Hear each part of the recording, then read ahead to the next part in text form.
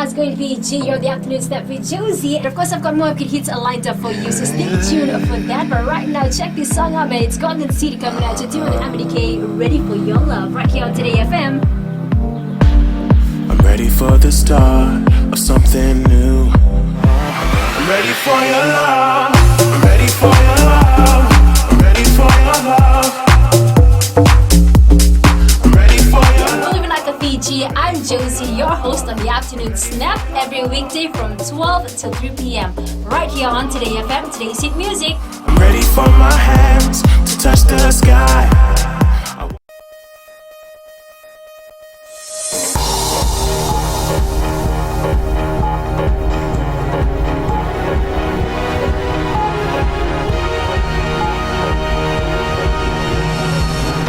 In this bulletin, a former British Army officer has been released on bail following the first road fatality of 2015.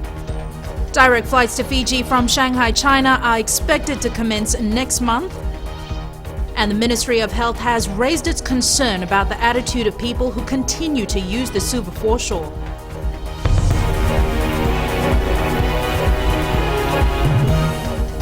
Good evening, I'm Jackie Spate and this is FBC News. A former British Army officer, Simoni Ungavule, has been released on $500 bail by the Suva Magistrates Court this morning. The 30-year-old is charged on one count of dangerous driving, occasioning death, and one count of driving a motor vehicle while there was alcohol present in the blood concentration. The Magistrate Court has ordered him to surrender his travel documents, issued a stop departure, and told not to re-offend. He will report to the Raiwanga police station every Saturday between 8 a.m. to 6 p.m. His case will be called for mention on January 8th. The accused is alleged to have caused the death of his 40-year-old cousin, a labourer, after the vehicle he was driving tumbled and landed in a drain along the Diumba feeder road on Friday afternoon. The accused is a cousin and close relative of the victim and is expected to present a mbulumbulu, a traditional apology to the victim's family, later today. 28-year-old Etonia Vossa has been remanded in police custody charged with one count of attempted murder. The accused is alleged to have stabbed his 28-year-old ex-wife, Vadiseva Seru, at her home in Howell Road, Suva, on Friday night. At a special court sitting this morning, the accused requested for legal aid services and was advised he can seek the assistance while in custody.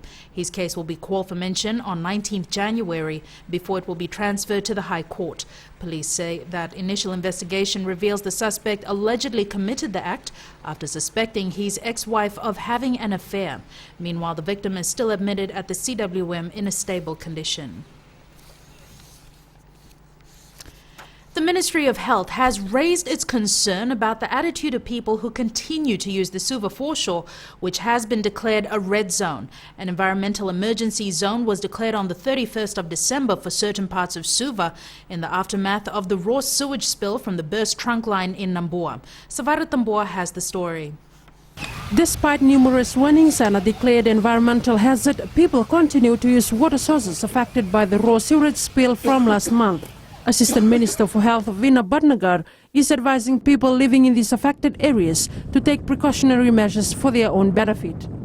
This is very important actually, and as you all know, the sewerage spill has been declared as a national disaster, and by protocol the Minister for Environment will make all statements through this MAC, but as far as health is concerned, it is advisable not to access the creek for any purposes since it is contaminated and it's a health hazard.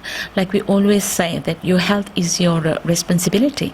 Nanuko settlement is one of those areas affected, and people residing in these areas say the fishing ban is affecting their livelihood. It affects our everyday lives. We rely most on fishing. Been here for 20 years and now I can go out fishing. We love fishing and it's a source of income, food source. We cannot afford to buy fish. And like that kind of thing. Bhatnagar has confirmed that health centers in the Suva area are being advised to alert the ministry on any cases related to waterborne diseases.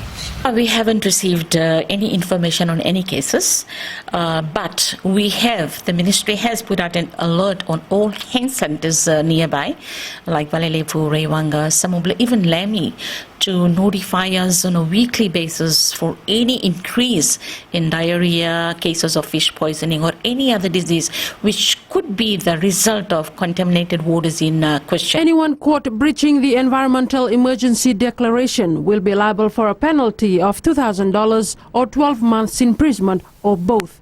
Sabaira Tambua, FBC News. Direct flights to Fiji from Shanghai, China are expected to commence next month. Acting Consular General in China, Nyumai Leweni, says talks are underway to see the first direct flights arrive in Fiji, culminating with the Chinese New Year. Maggie Boyle reports. As the world's biggest economy and the most populous nation, the tourism potential of China cannot be ignored. And it's a potential the government is hoping to exploit with direct flights. We are working very hard in trying to secure the charter flights from Shanghai to Nandi. And we've started the process rolling. And we're actually looking at trying to get it off the ground next month. They say timing is everything, and according to Leweni, it's the strategy behind trying to book the flights this Chinese New Year. That's when a lot of Chinese national do travel, and hopefully we will get most of them into Fiji. And now that they've started exploring where Fiji is and the holiday destination. In addition to the charter flights, there are negotiations around having Tourism Fiji establish a permanent presence in Shanghai. There is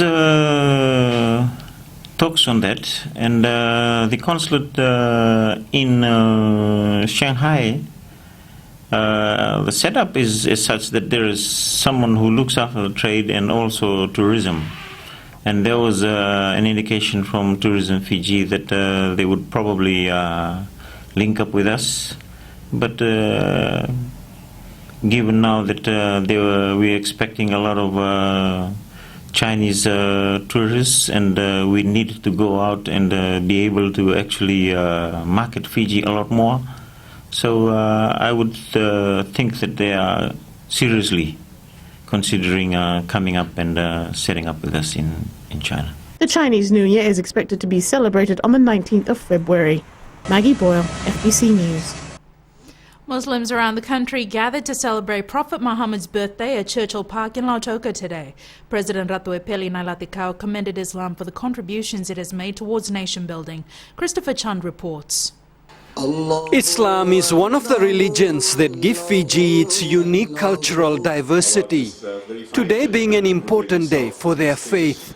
The fact that Fiji is a congregate of religious practices reinforces the explicit and strong desire to cultivate an ethnically united, resilient, and a socially and economically prosperous nation, founded on religious, racial, and cultural understanding, tolerance, and goodwill among all her people.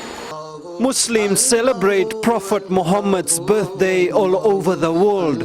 Although Islam preaches peace, some have brought disrepute to the religion.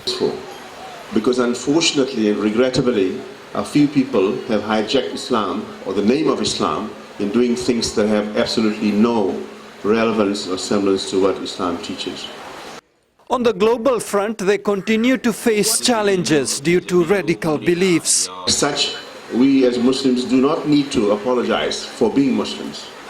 We as Muslims do not need to apologize for being followers of the greatest being created, the Holy Prophet ﷺ, because we are members of a faith that believe in peace, exist by that code of peace and justice. In Fiji, Islam remains an important part of our multicultural heritage. Today being their day to celebrate the life of their last prophet. Christopher Chand, FBC News. Coming up after the break, Fiji's acting consulate general to China, Nimai Leweni, says trade between Fiji and the world's biggest economy is increasing.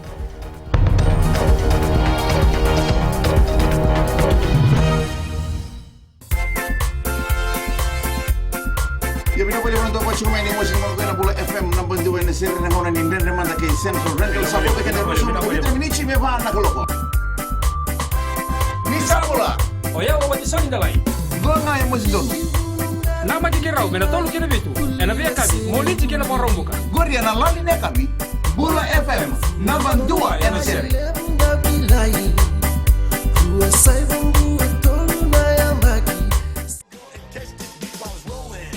Hold on, pump a little bit and let them know what's going on like that. Like that. Hold on a minute, just don't fall on back. Let them know that you're too much. And this is a beat they can't touch. How are you doing, Fiji? Yes, indeed, fast approaching, well, the major bulletin. But before we even talk about the major bulletin, what about my little news flash? Oh my gosh, please don't let him get started on that again. Getting on the bus yesterday, and then he tells me, brother, move on to the other seat, because we can fit two people where you're sitting. Hey, you can't blame the dude for being honest, okay? There was nothing honest about what he said. Hi, I'm Pibil. And I'm Fina. Your daybreak duo on Gold FM. From Mondays to Fridays. From 6 a.m. to 9 a.m. Turn us on.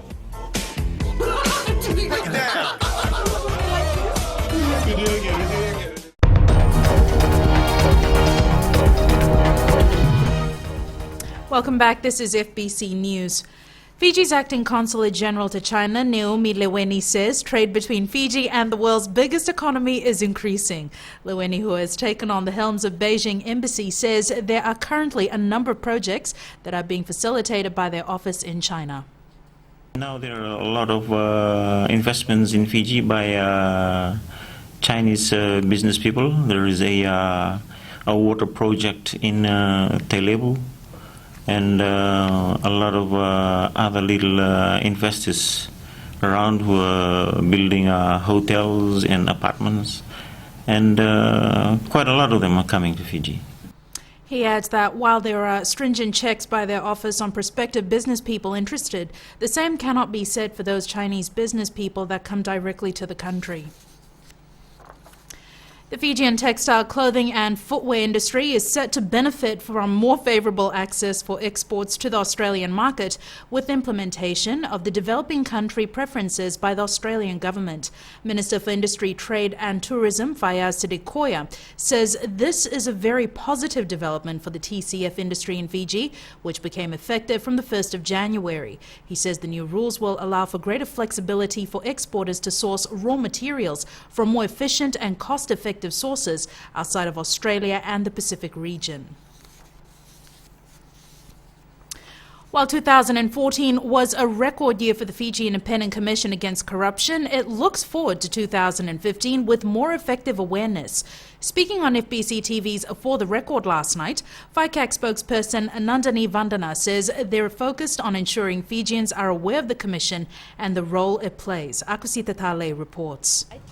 Since its establishment in 2007, the Fiji Independent Commission Against Corruption has prosecuted many Fijians from public officers involved in corruption. 2015 will focus more on awareness and fostering better partnerships with communities. 2015 for us is more about engaging with the members of the community on a more larger scale, fostering more partnerships with NGOs, with civil society, with schools, to ensure that all of us are effectively combating corruption in the country. According to Vandana, awareness has worked given the steady rise in the number of complaints received at the Commission. FICAC's toll-free line 1322 is the biggest source of tip-offs, receiving 9,322 complaints over the past 7 years. With these results, one of the areas targeted to have more awareness are schools. When we mention schools, we're looking at all levels. We're looking at tertiary, we're also looking at high schools, and we're looking at primary schools, because we believe that youths are the leaders, and they may be leaders of some form in their communities, be it at school, be it at their social gatherings. So when we are effectively communicating the message of anti-corruption right now, the future leaders, they will be a very, very informed society. With 2014 an overall success in prosecutions and no mistrials, FICAC says 2015 is expected to be better. We have had 10 convictions in 2014, which saw 13 accused persons being sentenced. So while we do have our investigations and our prosecutions who take to task people who have been found in corruption-related offenses or bribery-related offenses, we also acknowledge the awareness side, because we have the reactive branch, which is investigations and prosecutions, and then we also have our proactive, which is the corruption prevention department. The Commission currently has 63 cases in court with a total number of 134 accused persons and looks forward to 2015 with back-to-back trials. Akusita Tale, FBC News. After serving 29 years at the Fiji Meteorological Office, forecaster and director Alipate Wangaivelua has retired. Wangaivelua completed his one-year re-engagement given by the government after he retired in 2013. In the meantime, Aminiasi Tuindraki is the acting director of the Fiji Meteorological Services. He says the position has also been advertised. You're just going to go through the normal process of government of filling a position, the post-processing. And finally, whoever is qualified will take over the position of the Director of Fiji Met Service. Alipate Wangaivelua began his job at the Met Office in 1985. And we turn to sports now. Here's Jamie with the latest. Good evening. Coming up, news of Joy Ali's passing shocks Fiji. We'll have the details after the break.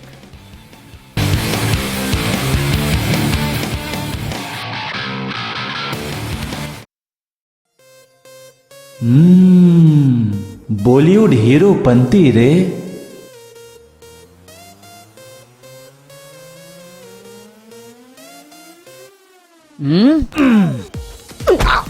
Get this.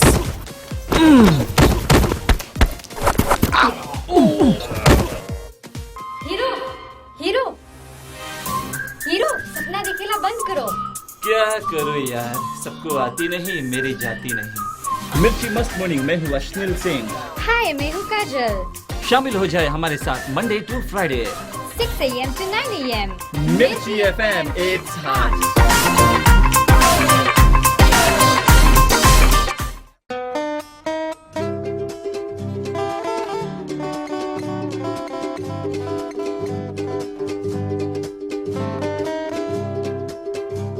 Yoni borong tu mai na radio Fiji 1 to toka tunan raki na ngona ni ko ni takini yoni nando tu mai na ngono go me da ben na ruwa na ngo bin karabi na singale ni ko ni sangulo binaka oya wana kamana langi na makia na bi mataka mai na diwa ki na ruwa na bi singale bo mai na moni tikina borong bo kan radio Fiji 1 nando mai biti bonga ni bi ni adu.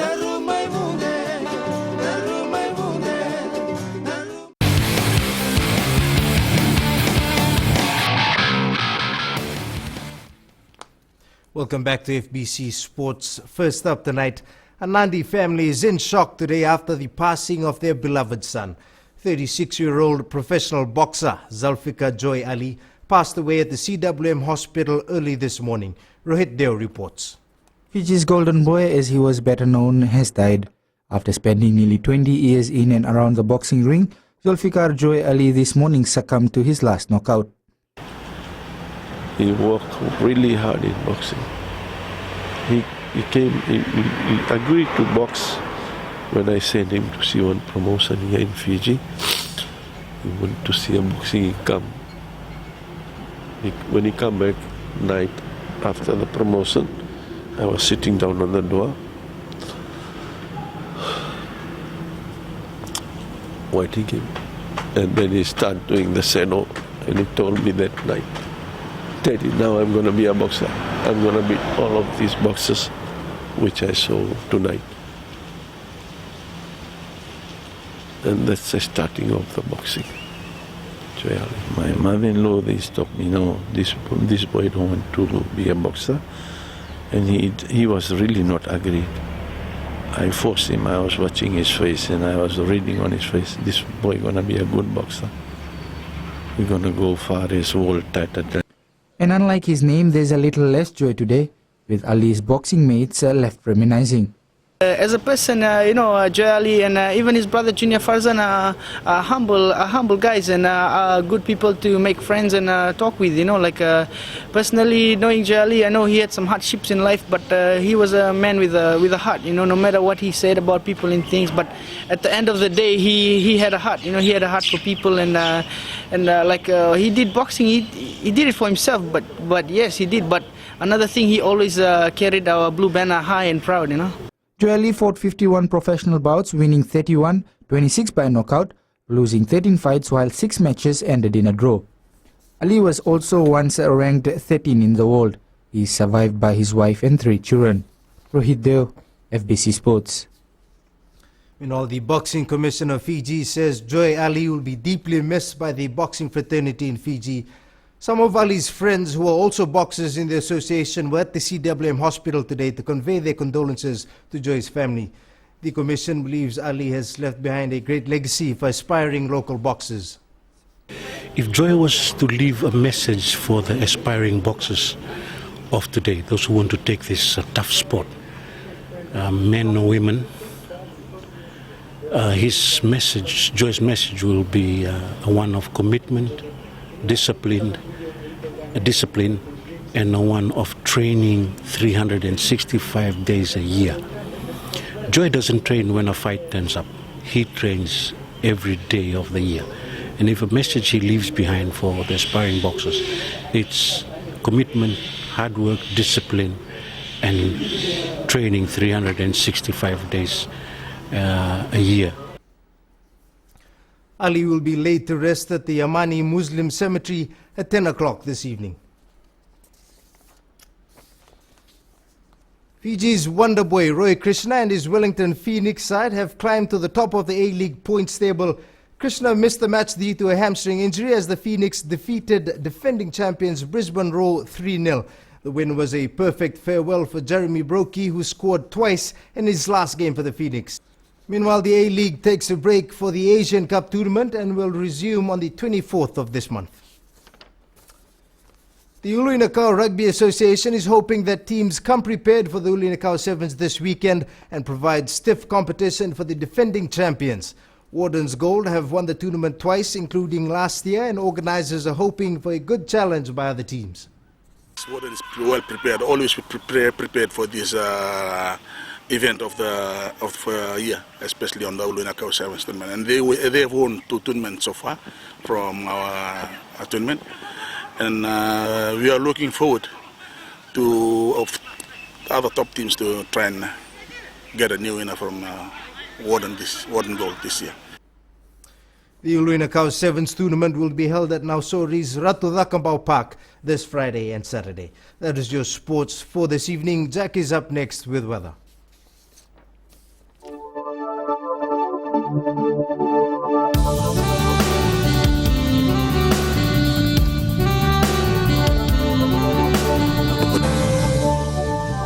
Heavy rain was experienced in the capital today, overcast conditions, while elsewhere across the islands it was cloudy with showers in between. Temperatures were an average of 28 degrees across all centres, with 27 recorded in Lautoka and Lambasa. Tomorrow expect more of the same, rain and cloud across the islands, so make sure you pack your umbrella. Further outlook, you guessed it, occasional rain over most places. Isolated heavy falls expected. East to southeast winds 20 to 25 knots, rough seas. For mariners, a strong wind warning remains in force for all Fiji waters. And recapping our top stories, a former British Army officer has been released on bail following the first road fatality of 2015. Direct flights to Fiji from Shanghai, China are expected to commence next month, and the Ministry of Health has raised its concern about the attitude of people who continue to use the Suva foreshore.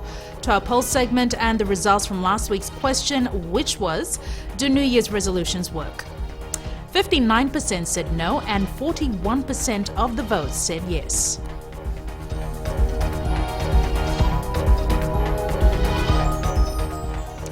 This week we're asking, will your back-to-school shopping cost less this year? Visit our FBC website, www.fbc.com.fj to take part. Remember, you can send us newsworthy pictures and videos on email citizenseyes@fbc.com.fj or share it with us via Facebook page FBC News. And if you're on Twitter, follow and tweet us your news tips at FBC News or simply hashtag FBC News. You can also watch us on YouTube, FBCTV 2011, or find us on Instagram, FBCTV. That's news for tonight. Until tomorrow at the same time, good evening.